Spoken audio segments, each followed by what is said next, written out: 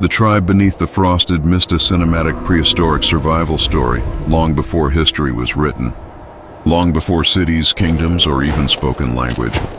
There was an age where every breath was a battle, when fire was sacred, when the cold could steal life in a single night, and survival was the only law that existed.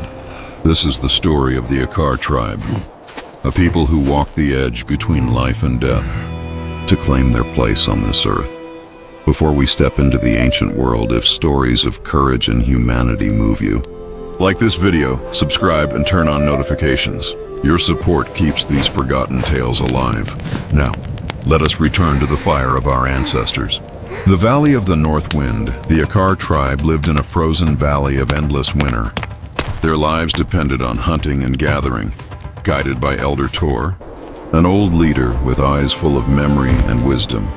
Beside him stood two hunters, Kale, young, determined, courageous, Raka, strong, ambitious, shadowed by envy. That winter came early. Too early, animals vanished. The tribe began to starve. Tor spoke. "We must leave. The valley no longer wants us." No one argued. Staying meant death. Across the white wastes, the tribe journeyed through blinding snow. The wind howled like a beast. Exhaustion slowed every step. Then the wolves came. Giant, ancient wolves with eyes glowing in the storm. Kale stepped forward, spear in hand, guarding the children. He fought fiercely, but the wolves were relentless. In the end, Kale survived, but his shoulder was wounded.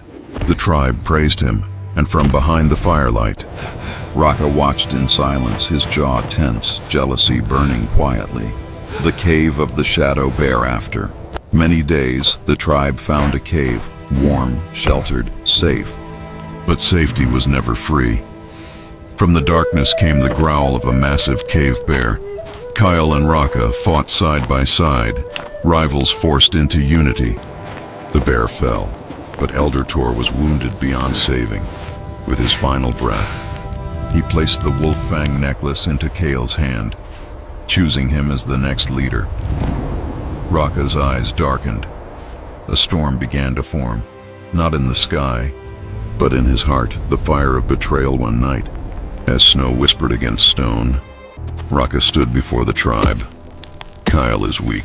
I am the strongest. I should lead." The ancient rule demanded a duel. Fire flickered across two silhouettes. Spears, breath, snow, silence. Kale fell to one knee, but did not surrender. "We were not born to fight each other," he said. "We were born to survive together." The words struck deeper than any weapon. Raka lost, not to violence, but to honor. He left the tribe alone, disappearing into the storm. The first dawn weeks passed. Snow melted. Grass returned. The tribe found a valley of warmth, food, and life. For the first time, Kale saw hope, but peace never lasts forever. The man who returned one morning. Children found a man drifting in the river. Kale rushed to pull him from the cold water. It was Raka, thin, frozen, broken. Kale placed a cloak over him without hesitation. "No one in this tribe is left behind," whispered through trembling lips. "Another tribe is coming. They don't hunt animals. They hunt people." And then, the night drums began. The Mavra tribe from the forest emerged. The Mavra, warriors painted in dried blood, wearing skull masks, silent and merciless. Their leader challenged Kale. The laws of the ancient world were simple: fight or be taken. Kale stepped forward.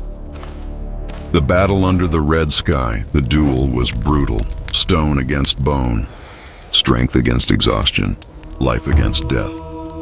Kale fell. The Mavra leader raised his spear to finish him, but Raka leapt forward, taking the blow. "Akar is my home," he roared with his last strength. Kale rose and struck down the enemy leader. The Mavra withdrew, silent shadows fading into the trees. The eternal Flameraka lay dying in Kyle's arms. I walked too far into darkness.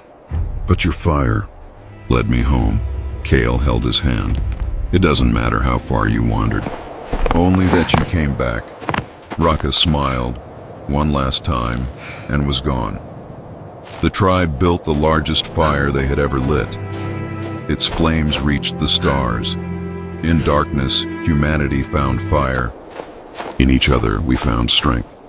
That is why we are still here. This story is not just about survival. It is about what makes us human. We are not the strongest creatures. We do not have claws or fangs. We were never the fastest nor the fiercest, yet we endured. We learned to protect one another, to share warmth, to forgive, to stand together when darkness approached. The Akar tribe survived not because of weapons, but because of loyalty, compassion, and unity. And even now, tens of thousands of years later, the same fire lives in us. We survive not alone, but together. This is our inheritance. This is the flame we carry. If this story touched your heart, leave a comment and tell us which moment stayed with you. And if you haven't already, subscribe to join us for the next chapter of humanity's journey. Together, we carry the flame forward. We survive because we walk together.